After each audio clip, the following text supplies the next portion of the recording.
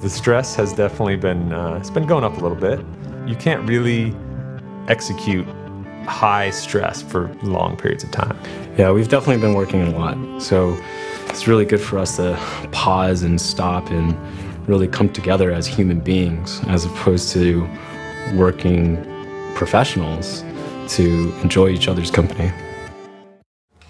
Vungle raised an amazing round from big name investors, and we wanted to tell the world about it, and we wanted to get our name out there. It was pretty difficult with the website we had and the image we had to go out and tell developers we're credible, and we wanted to change that. And we thought the way to do that is to tell the world that Vungle has raised funding and give a bit of a hint about what we're doing in preparation for our beta launch. Jack and I used to scrapping things together very fast. We both built websites when we were kids. We took the same approach we had in the past and brought it to Vungle. Our view was, let's scrap the website together in no time. Let's just put a press release out there, or just call a couple of journalists and be done with it.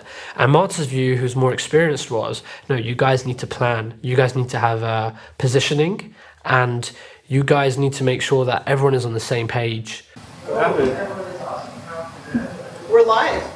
We're just exhausted. Did you see the panel? Vungle co-founders are just about the biggest actual hustlers I've ever met. How many emails are you getting like every minute? Like, loads. Yeah, me too. It's going nuts.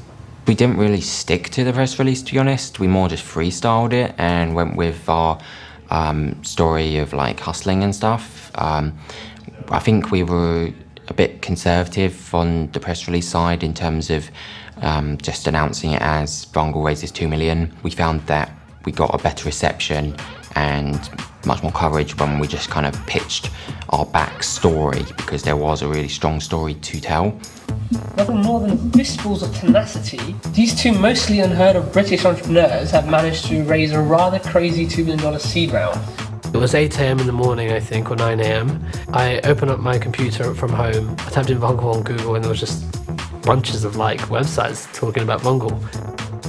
There's pros and cons, right? I mean, on one side we're calling app developers and they're like, I've never heard of Vungle, how's it pronounced? And now we're out there, we've got competitors emailing us and, you know, the press and investors and stuff, so this is a really good milestone, I guess. It's a turning point. It's a turning point for us, yeah. The journey's just begun. It's a rite of passage, I would think, with press release. It's like you're out there, you're live, people know who you are.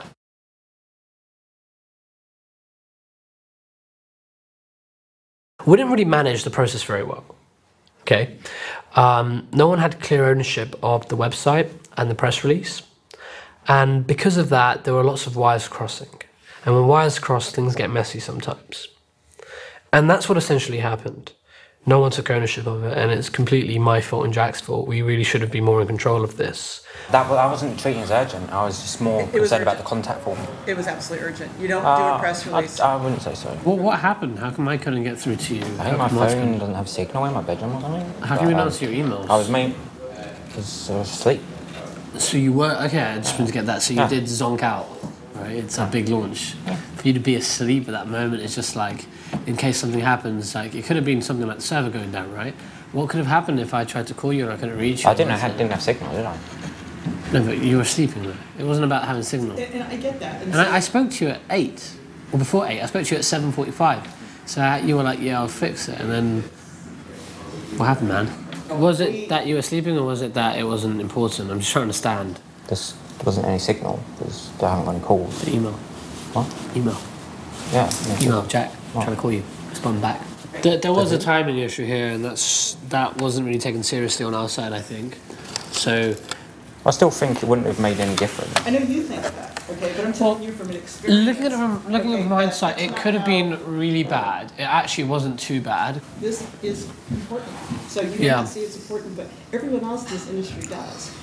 I brought in the pros, and I brought in people that have fought with us, so respect it and follow it. And so I think whether you're in disagreement of it, and then go with other people. Do you know what I mean? But if you're going to take in the pros, act with the pros.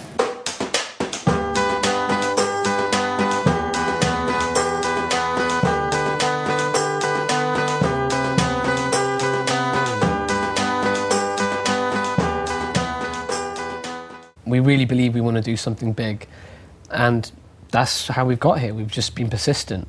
Let's sing a song. Want to sing a song? Woo! Yeah. We're in the jungle with Bungo.